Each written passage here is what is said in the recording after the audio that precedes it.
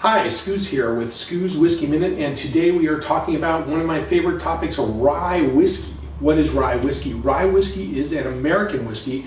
In some ways it's the American whiskey, and it is made with at least 51% rye. It's sort of a corollary to bourbon. Bourbon has to be at least 51% corn. Rye has to be at least 51% rye. The rest of it can be corn or barley, usually a combination. But it's usually actually more than 51% rye. Rye whiskey, as I said, is really America's whiskey. If you look at the history, prior to Prohibition, if you were talking about whiskey in America, you're talking about rye. Bourbon didn't really come into prominence until after Prohibition. George Washington distilled rye whiskey out in Mount Vernon. You can't get more American than that. And the Whiskey Rebellion was over rye whiskey. Rye distilleries used to just dot the mid-Atlantic and eastern seaboard of the nation. New York, Maryland, Pennsylvania had rye whiskeys all throughout. And what happened was after Prohibition, those distilleries never came back.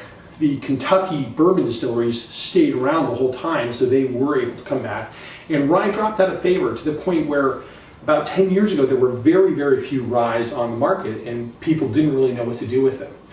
But the good news is that rye is making a big, big comeback.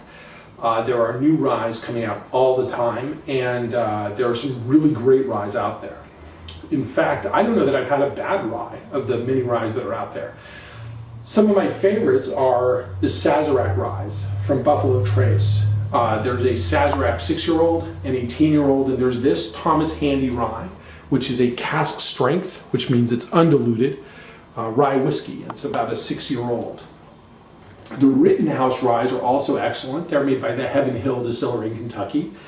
And in San Francisco, they're making Old Potrero rye at the Anchor Distillery, which is part of the Anchor family that makes Anchor beer. That's a single malt rye, which means that it's 100% rye.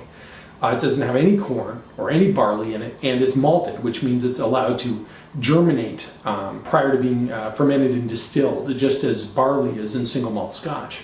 That is an excellent, powerful rye, much less sweet than some of the other ryes that are cut with corn. There's even rye being made in Utah, of all places. There's a new distillery there called High West Distillery, and they're making Rendezvous rye. It's actually a blend of ryes from other distilleries, because High West doesn't have its distillery up and running yet, but it is excellent, very smooth, but still has that nice spicy rye flavor. When you taste rye, you taste cloves, you taste allspice and nutmeg. It's a real spicy flavor. It's not particularly sweet. Any sweetness you're getting is probably from the corn that's mixed in the whiskey. But if you haven't tried rye, I would really encourage you. And some other time we'll talk about the fact that rye is really the basis for a lot of the traditional American cocktails, the Manhattan and the Sazerac cocktails that now you see bourbon in, but really they were made for rye. So pick up some rye, and I think you'll probably enjoy it. Thanks for watching. This is Scoos Whiskey Minute.